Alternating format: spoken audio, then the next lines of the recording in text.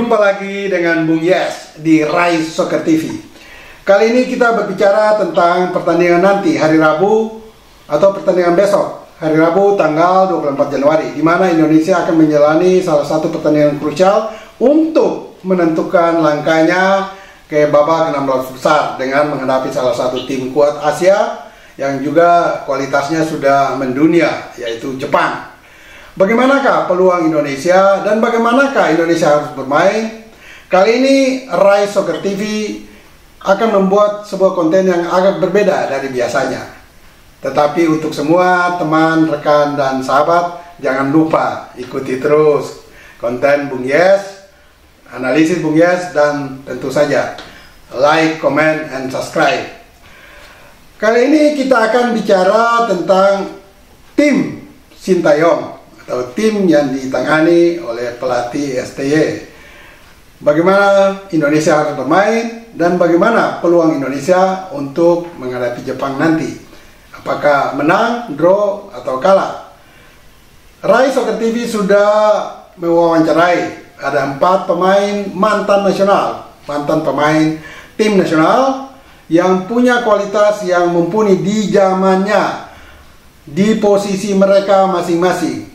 Ada Bung Ferril Raymond Hatu, salah satu legenda tim nasional yang dulunya bermain sebagai pemain belakang, tepatnya dalam formasi lama dengan memakai sistem stopper libero. Maka Bung Ferril ini adalah salah satu libero nasional terbaik di zamannya dan juga pernah mengantar tim nasional Indonesia juara SEA Games tahun 1991 di Manila, Filipina. Dan Ferril Hatu bertindak sebagai kapten tim hari itu. Dan juga di lini tengah ada Fahri Husaini, salah satu playmaker di zamannya dan diandalkan di tim nasional sebagai pengatur serangan otak dari permainan tim nasional saat itu. Beliau terakhir juga membawa prestasi yang cukup baik untuk tim nasional U16 dan U19. Dan beliau saat ini sedang menangani akademi di Sidoarjo, salah satu akademi klub Sidoarjo. Dan di depan ada 2 penyerang, Dede Sulaiman dan Rocky Putirai. Bung Dede ini juga salah satu pemain yang andal sebagai penyerang sayap kanan. Beliau datang dari klub Indonesia Muda pada zamannya di tahun 80-an, 90-an dan terkenal dengan gocekannya. Dan beliau ini bersama tim nasional 1985 yang nyaris membawa Indonesia lolos ke Piala Dunia. Saat itu timnas ditangani oleh Sinyo Alejandro, sudah almarhum, dan terganjal oleh Korea Selatan dalam 2 kali pertandingan di Korea dan di Jakarta. Dan salah satu lagi penyerang tengah yang akan berbicara di Rise Soccer TV saat ini adalah Bung Rocky Putirai, salah satu pemain penyerang tengah andalan Indonesia yang di tahun 2004 memperkuat klub Hong Kong Kichi FC ketika dalam sebuah uji coba melawan klub besar Italia AC Milan saat itu yang diperkuat beberapa pemain terkemuka, ada Paolo Maldini dan juga ada Sambrota. Rocky mencetak salah satu gol indah bagi Kichi saat itu ke gawang AC Milan. Nah, kita tunggu bagaimana analisis menarik di posisi masing-masing yang mereka kuasai. Dan ini tentu akan memberikan masukan wawasan yang sangat baik bagi kita semua untuk menonton pertandingan nanti. Bagaimana tim kita harus bermain sesuai dengan analisis mereka, lini per lini, tengah, belakang, tengah, dan depan. Oke, kita coba dengar dari Bung Ferril. Bung Ferril, saya melihat lini pertahanan kita dalam formasi STY sering berubah. Ada posisi 5 belakang atau 3 belakang. Nah, bagaimana Bung Ferril menguliti habis pemain belakang ini secara kualitas individu maupun secara kerjasama tim? Silakan Bung Ferril. Jadi ini adalah pertandingan yang cukup menentukan atau sangat menentukan atas keikutsertaan kita di Piala Asia ini dalam babak selanjutnya. Artinya kalau kita mau menentukan nasib kita sendiri, bahwa kita harus minimal tidak kalah.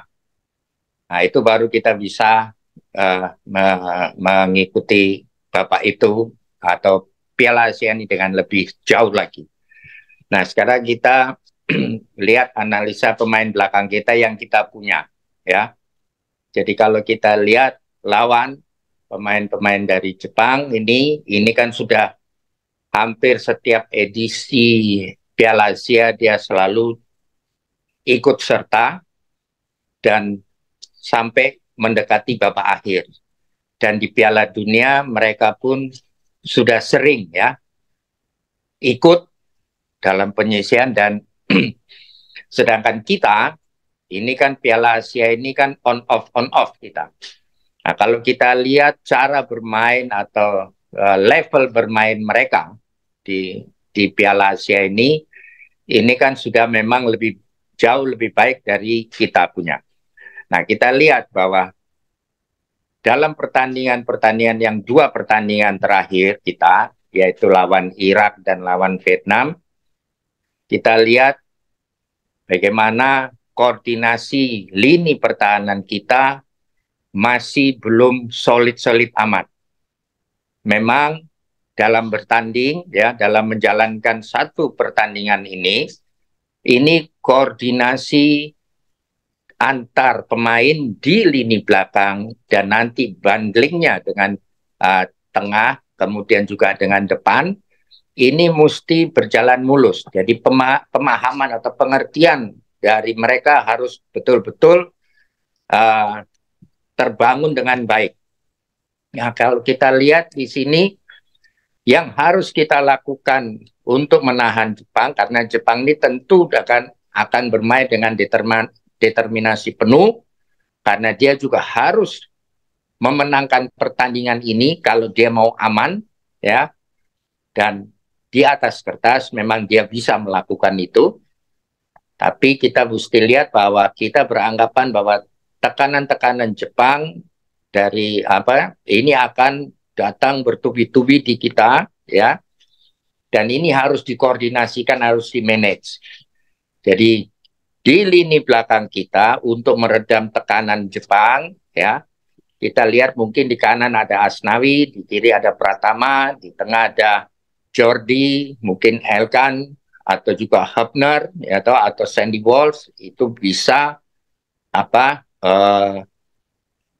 menjadikan lini pertahanan kita lebih bagus apabila mereka mempunyai koordinasi atau pemahaman yang cukup baik, ya, cukup taktis. Mereka harus bermain cepat, ya, konsentrasi penuh di sebelah kiri maupun kanan, karena saya melihat bahwa Jepang mempunyai pemain-pemain di sayap yang juga baik, ya, kecepatannya juga cukup baik, ya.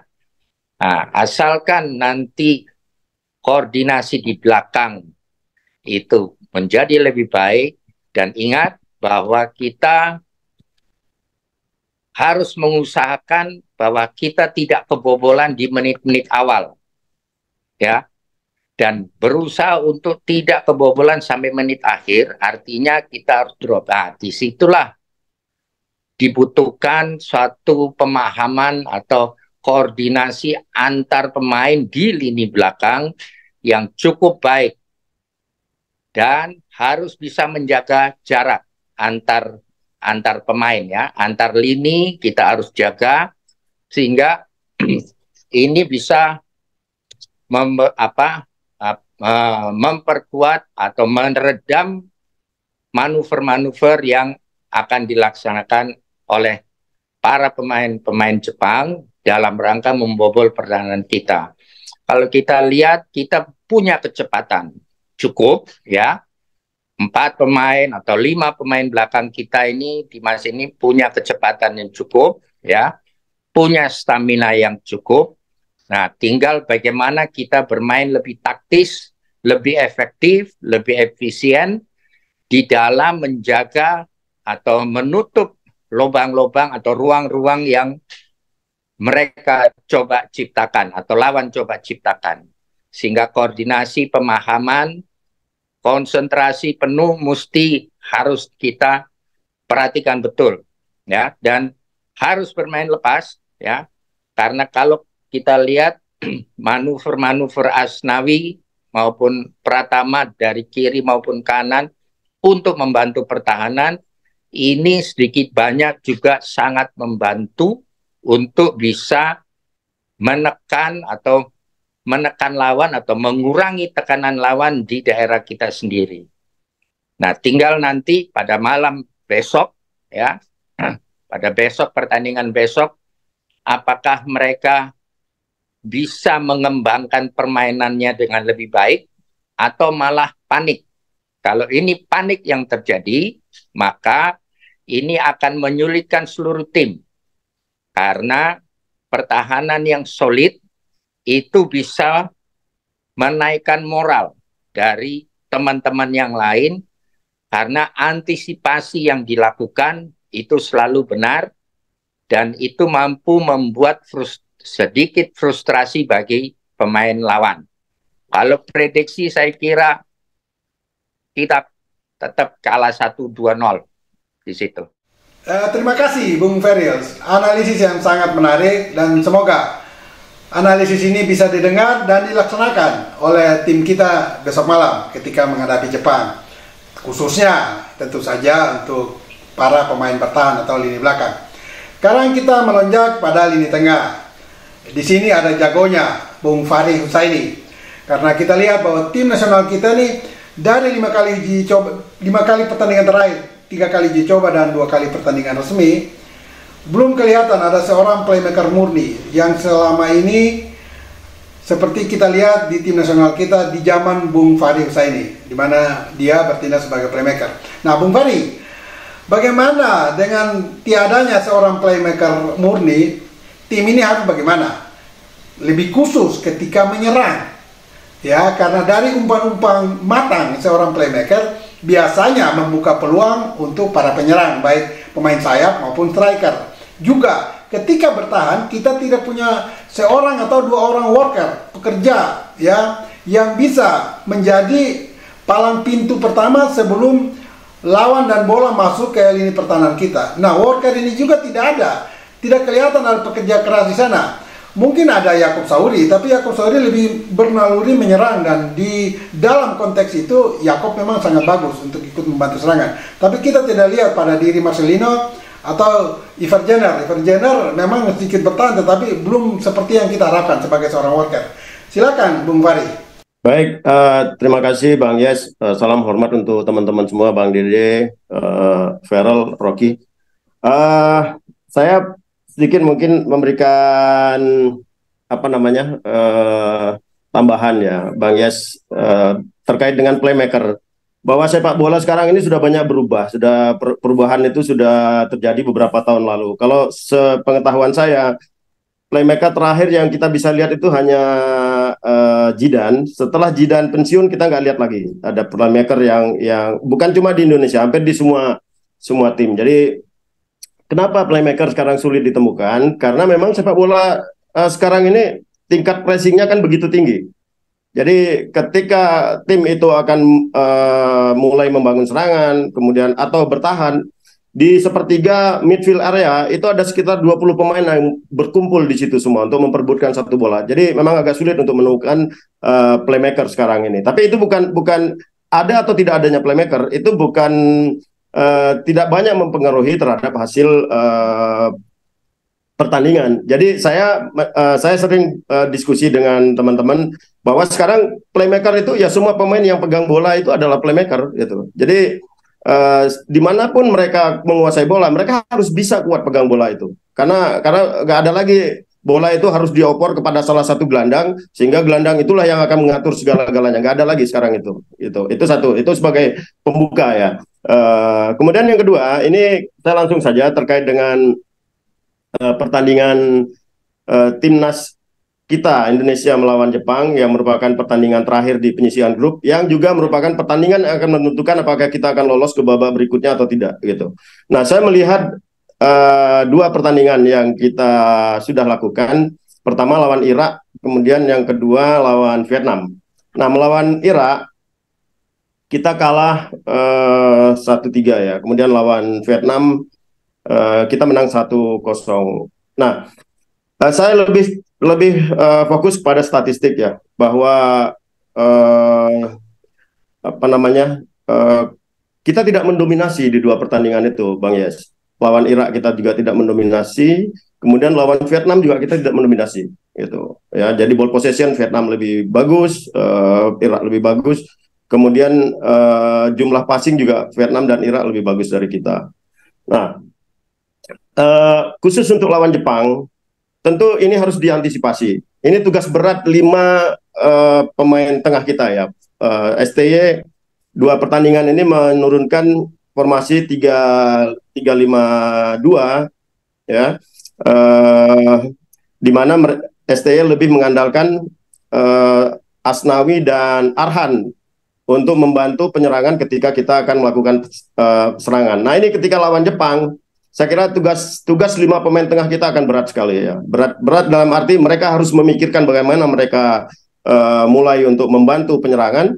Kemudian bagaimana juga mereka ketika hilang bola seberapa cepat mereka akan kembali untuk bertahan. Nah, Jepang ball possession-nya kuat sekali. Progressive possession-nya juga kuat sekali. Mereka bisa main ball possession itu di sepertiga attacking area. Bahkan di dalam kotak penalti lawan mereka bisa main itu. Itu sudah dibuktikan dengan gol-gol yang terjadi ketika mereka lawan Vietnam gitu. Ya. Nah, ini tentu nggak cukup hanya ketika bertahan timnas hanya mengandalkan pemain belakang saja. Semua harus ikut terlibat.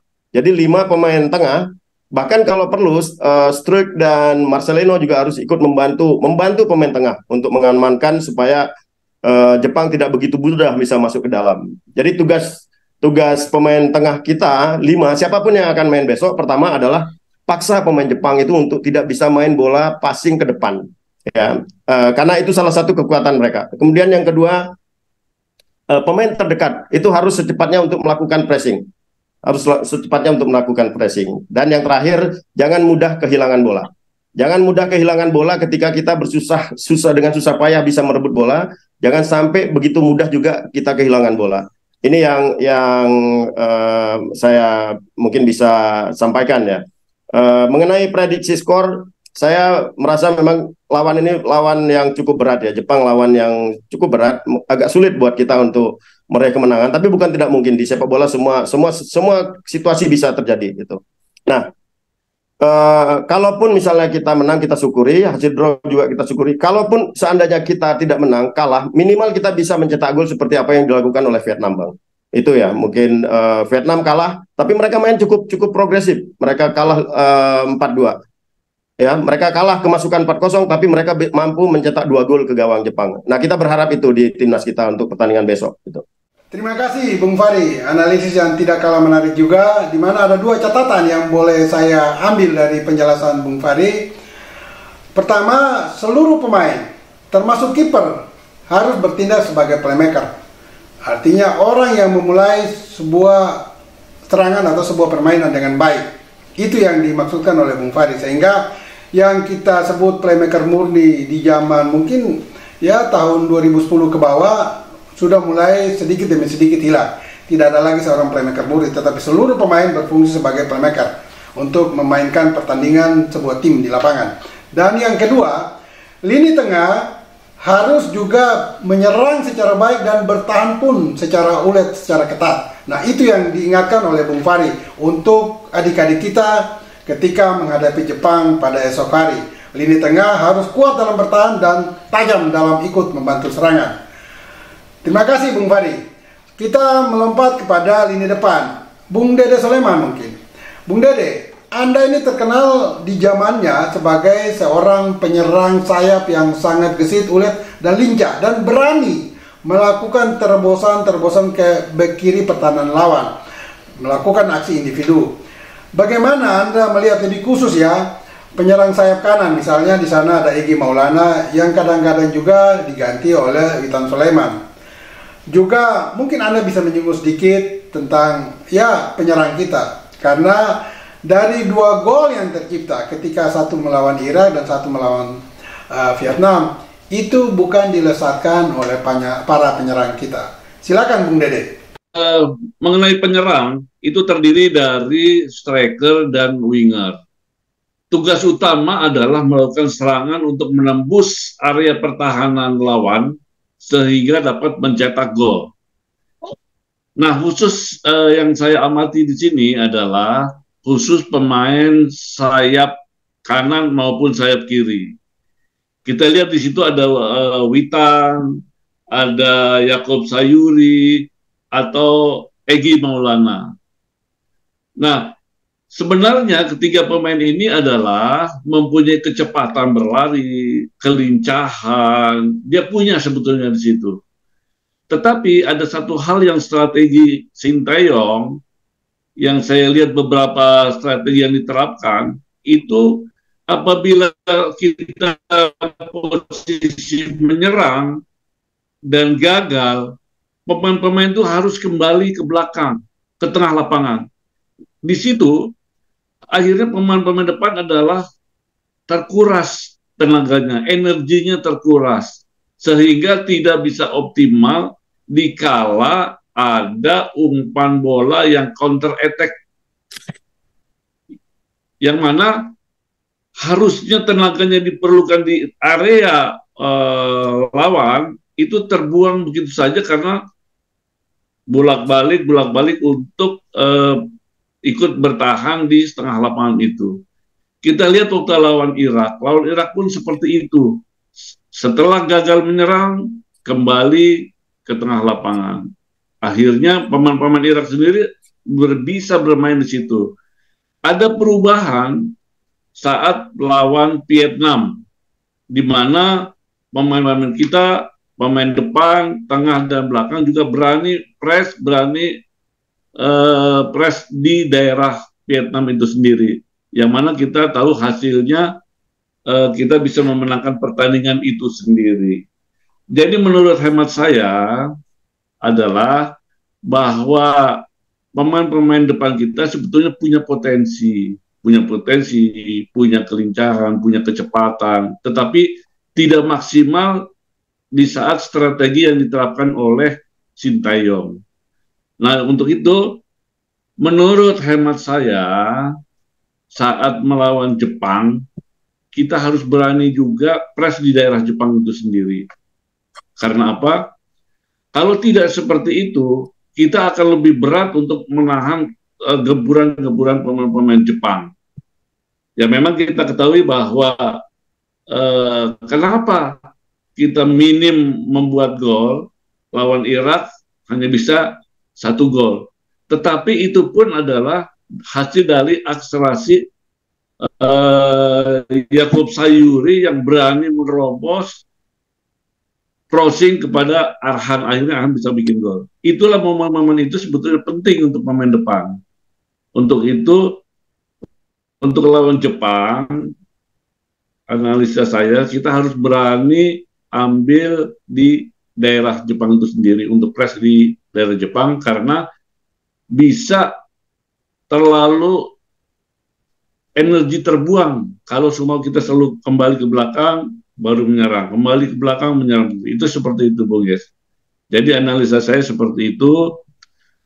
Untuk prediksinya, prediksi lawan Jepang, secara fakta memang kita lihat pemain Jepang dan kondisi Jepang sendiri dan membandingkan dengan materi yang ada di pemain-pemain kita, untuk menang memang agak berat. Tetapi bisa menahan draw itu adalah sudah suatu prestasi yang baik, bisa menahan Jepang draw. Apabila kalah pun diusahakan jangan menang sampai lebih dari 2 digit. Seperti itu, Bung Yes. Menarik sekali, Bung Dede. Tapi ada catatan yang memang ditekankan oleh Bung Dede di sana. Pertama, para penyerang kalau bisa ketika kehilangan bola jangan langsung mundur, tetapi berusaha menekan lawan langsung di daerah permainan mereka sendiri. Itu yang harus dilakukan, sehingga memudahkan lini tengah kita dan lini belakang kita lebih punya waktu untuk menyusun pertahanan, menjaga serangan balik dari lawan. Dan yang kedua, untuk para penyerang sayap, di sana ada Egy Maulana dan juga Marcelino di kiri yang kadang-kadang ikut membantu serangan sebagai wing. Juga ada pemain-pemain cadangan, ada Witan Sulaiman, dan juga ada gelandang yang sering rajin menyerang, Yakob Sayuri. Ketika mereka-mereka ini menyerang dalam momentum yang ada bisa membuka peluang, itu harus dioptimalkan. Jangan sampai ada peluang menyerang tetapi mereka tidak meneruskan, namun memberikan bola kembali ke lini tengah atau lini belakang dalam arti back pass. Nah, ini tidak boleh, karena dengan melakukan demikian, dengan sendirinya akan menguras energi dan stamina pemain kita, bahkan khusus pemain yang sedang menguasai bola itu. Jadi kalau ada peluang menyerang, seranglah. Janganlah melakukan back pass kembali. Itu kira-kira catatan yang diberikan oleh Bung Dede. Terima kasih Bung Dede. Kita masuk kepada yang terakhir, Bung Rocky Putirai. Bung Rocky, Anda ini salah satu killer di kotak penalti lawan, dan Anda memang memiliki naluri mencetak gol sangat tinggi. Ketika pada masanya salah satu gol memang Anda lesarkan ketika memperkuat Kichi FC, klub dari Hong Kong yang Anda bela hari itu, melawan AC Milan Italia yang sedang top-topnya di awal tahun 2000, tepatnya 2004. Anda mencetak salah satu gol indah ke gawang AC Milan. Nah, pertanyaannya adalah bagaimana Anda melihat penyerang kita sampai saat ini? Rafael Struijk belum mencetak satu gol pun dalam 5 pertandingan terakhir. 3 diantaranya uji coba, 2 dalam pertandingan resmi. Ada juga penyerang-penyerang tengah yang lain, Ramadan Sananta, Hoki Caraka. Nah, apakah Rafael Struijk masih terus dipertahankan atau STY mencoba menurunkan terutama Ramadan Sananta? Nah, bagaimana kualitas Rafael Struijk ini untuk lebih mengimprove kemampuannya dalam pertandingan krusial melawan Jepang nanti? Atau apakah pilihan jatuh ke Ramadan Sananta? Silakan Bung Ragi. Kita lihat kalau dari pengamatan saya di situ ada 5 pemain depan ya, Dedi, Dimas, Sananta, Rafael sama Hoki Caraka. Tapi kenapa si Rafael terus yang dipakai? Saya pikir itu satu hal yang mungkin pengamat tidak tahu. Saat ini setelah kita menjadi pelatih baru kita tahu bahwa pemain yang dimainkan itu pemain yang dibutuhkan, bukan pemain yang dia hebat ini, dia hebat, tapi sistem strategi yang memang pada saat pelatih membutuhkan pemain yang diturunkan dia mampu menjalankan sistem itu. Dan dilihat dari yang tadi bilang bahwa Rafael 5 pertandingan tidak bikin gol, buat saya itu bukan satu hal yang selalu harus ditakuti, karena dengan perbedaan level, artinya dengan Jepang dan Indonesia dengan perbedaan level ini, itu juga menjadi satu tolak ukur. Itu yang dimana kita lihat juga di tim-tim besar dunia juga, pada saat tim beda level, pada saat pemain striker kelas dunia juga, pada saat tim itu beda level, gol yang terjadi itu bukan lebih banyak dari pemain striker, tapi pemain gelandang, pemain belakang. Karena di luar jangkauan yang kita harus tahu itu bahwa pemain pada saat tim di beda level, pemain striker itu akan bekerja lebih keras, ekstra kerja keras untuk bagaimana mencetak gol, bagaimana menciptakan peluang. Nah, serang itu sudah dibikin sama Rafael. Dia misalkan saya baca biodatanya itu, dia kira-kira cukup komplit. Cepat, pintar menempatkan posisi, agresif, bisa jadi tembok, yang dimana jarang kita lihat satu striker itu punya 2 kemampuan atau 3 kemampuan yang lebih dalam satu pemain. Dia bisa bermain di wing, dia bisa punya kecepatan, dia bisa tipe seorang fighter. Jadi untuk bikin gol cuman tunggu waktu.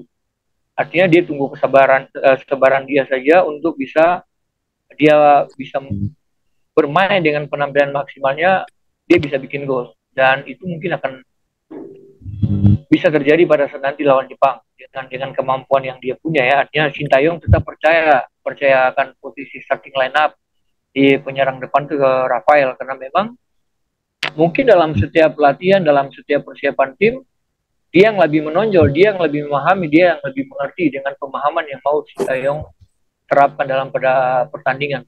Saya mau bermain seperti ini. Rafael lebih mengerti, lebih memahami, dia bisa menentukan diri, dia bisa menjalankan instruksi. Itu yang saya lihat kalau macam dari sisi starting line up yang dengan 5 uji coba, dia tidak bikin gol tapi selalu masih tetap dipercayakan untuk menjadi starting line up gitu. Jadi untuk kemampuan mencetak gol pasti akan muncul pada saat memang waktunya ada, dia punya kesempatan. Karena saat ini dia belum bisa mencetak gol karena dia masih terfokus dengan bagaimana membuat pertahanan, bagaimana seperti tadi Om Dede bilang bahwa kita masih beradaptasi. Lawan Irak kita bermain di setengah lapangan, sedang lawan Vietnam kita main pressing di depan. Nah, dengan dua sistem yang berbeda itu kan pemain itu mungkin yang terjadi dengan kita punya wing. Bukan cuma punya wing, tapi rata-rata pemain kita yang belum bisa pintar memahami sistem yang dipakai, cara yang dipakai. Oh, pada saat saya bermain pressing kita tunggu pressing kita balik ke setengah lapangan, kita mesti bermain seperti apa? Mungkin bermain lebih pintar, tidak banyak dribbling. Kayak pada saat kita bermain pressing di atas, kita mesti bermain dengan agresif dan cepat ambil keputusan. Nah, itu hal-hal seperti itu yang mungkin pemain-pemain kita yang masih harus lebih banyak beradaptasi. Jadi misalkan nanti ada lagi seperti itu, mereka sudah bisa bermain lebih baik. Dengan lihat mungkin memang semua orang bilang kita kalah level, iya, kita cara bermain iya, tapi kalau dilihat dari dua pertandingan, kita bisa lihat bahwa bobot, akurasi, penempatan posisi, ADD kita sudah lebih baik dari pertandingan-pertandingan sebelumnya. Ataupun generasi-generasi kita lihat bobot passing mereka lebih baik, skala passing mereka juga sudah lebih banyak berkurang. Banyak sekali passing-passing yang baik. Jadi untuk lawan Jepang ini, kalau mereka bisa mempertahankan penampilan seperti Vietnam kemarin dengan motivasi tinggi, dengan semangat tinggi, dengan pantang menyerah, dengan menjalankan instruksi yang baik, saya pikir gitu. Jadi untuk Rafael ini saya itu Rafael tinggal tunggu waktu saja, karena memang dia masih beradaptasi dengan sistem yang dijalankan oleh Sintayong gitu. Oke, ada prediksi mungkin? Rio. Baik, terima kasih Bung Rocky. Ada dua catatan yang perlu saya lanjutkan dari analisis Bung Rocky tadi. Pertama tentang, ya tentu saja tentang Rafael Struij, penyerang tengah murni. Bahwa mengapa dia selama ini dipakai. Menurut Bung Rocky, ada pertimbangan-pertimbangan khusus dari STY yang mungkin kita semua tidak tahu. Bisa saja karena STY lebih mengetahui proses yang dia bangun bersama Rafael Struij dan tim, sehingga Rafael mungkin cocok dalam strategi dan taktik yang dimainkan oleh STY. Dan yang kedua, mengapa Rafael Struij belum juga mencetak gol, khususnya dalam 5 pertandingan terakhir? Menurut Bung Rocky itu hanya a matter of time, hanya menunggu waktu. Kita tidak perlu terlalu kecewa atau khawatir. Tapi dalam perkembangan bisa saja, termasuk nanti melawan Jepang, Rafael Struij bisa saja mencetak gol. Itulah kira-kira analisis yang disampaikan oleh Bung Rocky. Dengan demikian, untuk seluruh teman-teman, sahabat, itulah 4 analisis dari mantan pemain nasional kita, Bung Ferry Ratu, Bung Fahri Ihsani, Bung Dede Sulaiman, dan Bung Rocky Putrai. Biarlah kita tunggu pertandingan esok malam pukul 18.30 waktu Indonesia bagian Barat.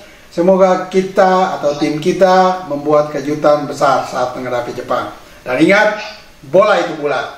Giring terus!